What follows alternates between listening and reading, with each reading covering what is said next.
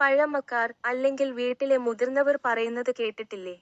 കിണറിന്റെ ആൾമറയിൽ ചാരിനിന്നു വെള്ളം കോരരുതെന്ന്. ഇത് കേവലം അന്ധവിശ്വാസമോ ബുദ്ധിശൂന്യത കൊണ്ടോ പറയുന്നതല്ല. പിന്നെയോ അതിൽ ചില ശാസ്ത്രീയ വശങ്ങൾ ഉണ്ട്. ശ്രദ്ധിക്കൂ, കിണറിന്റെ ആൾമറയിൽ ചാരി വെള്ളം എടുക്കുമ്പോൾ സ്ത്രീയുടെ ആയാലും പുരുഷന്റെ ആയാലും ലിംഗത്തിന്റെ ഭാഗമാണ് അവിടെ സ്പർശിക്കുന്നത്.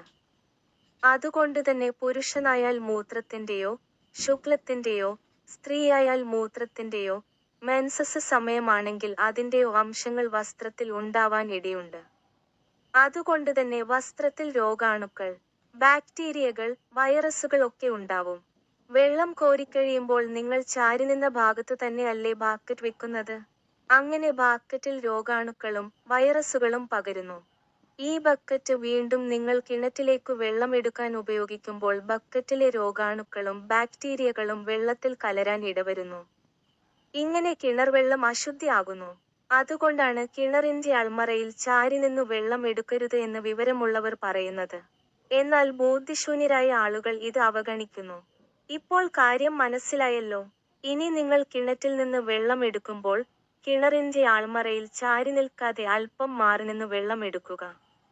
എന്നിട്ട് ബക്കറ്റ് കിണറിന്റെ ഉൾവശത്ത് ഒരു കൊളുത്തിൽ കുടുക്കിയിടുക. അപ്പോൾ ബക്കറ്റ് വൃത്തിയായി ഇരിക്കുകയും ചെയ്യും. ആൾമറയുടെ പുറത്തു ബക്കറ്റ് അലക്ഷ്യമായി ഇട്ടാൽ നേരത്തെ പറഞ്ഞ പോലെ ബക്കറ്റിൽ രോഗാണുക്കൾ കയറും. കാക്കകൾ, കിളികൾ ഒക്കെ വന്നു വെള്ളം കുടിക്കും. അവ പല രോഗങ്ങളും പകർത്തിത്തരും. കുറച്ചു കാര്യങ്ങൾ കൂടി ശ്രദ്ധിക്കൂ. കിണറിന്റെ അടുത്തൊന്നും കാറുതുപ്പി ഇടരുത്. മൂക്ക് ചീറ്റിയിടരുത്. മൂക്ക് ചീറ്റിയ കൈ വൃത്തിയാക്കാതെ വെള്ളമെടുക്കുന്ന കയർ തൊടരുത്. കിണറിനടുത്തു നിന്നു നായകളെ കുളിപ്പിക്കുകയോ മലവിസർജനം നടത്തിക്കുകയോ ചെയ്യിക്കരുത്. കിണറിൽ നിന്നും വെള്ളം എടുത്തു കഴിഞ്ഞാൽ കിണർ വലകൊണ്ട് മൂടി വെക്കണം. അല്ലെങ്കിൽ കിണറ്റിൽ പല ജീവികളും വന്നു വീഴുകയും വെള്ളം അശുദ്ധമാകുകയും ചെയ്യും. ഇലകൾ വീണു വെള്ളം കേടാവും.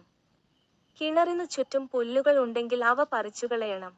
വെള്ളം കോരും മുൻപ് നിങ്ങളുടെ കൈകൾ നന്നായി വൃത്തിയായി കഴുകി വേണം കയർ തൊടാൻ. ശ്രദ്ധിക്കൂ, നിങ്ങൾ മറ്റുള്ളവരുടെ കിണറ്റിൽ നിന്നും വെള്ളം എടുക്കുമ്പോൾ ഈ കാര്യങ്ങൾ ശ്രദ്ധിക്കണം. നിങ്ങൾക്ക് കേടുവരുത്താൻ ഉള്ളതല്ല മറ്റുള്ളവരുടെ കിണർ വെള്ളം. കുടിവെള്ളം അമൂല്യമാണ്. അത് എപ്പോഴും ശുദ്ധമായി സൂക്ഷിക്കാൻ സഹകരിക്കുക. നന്ദി.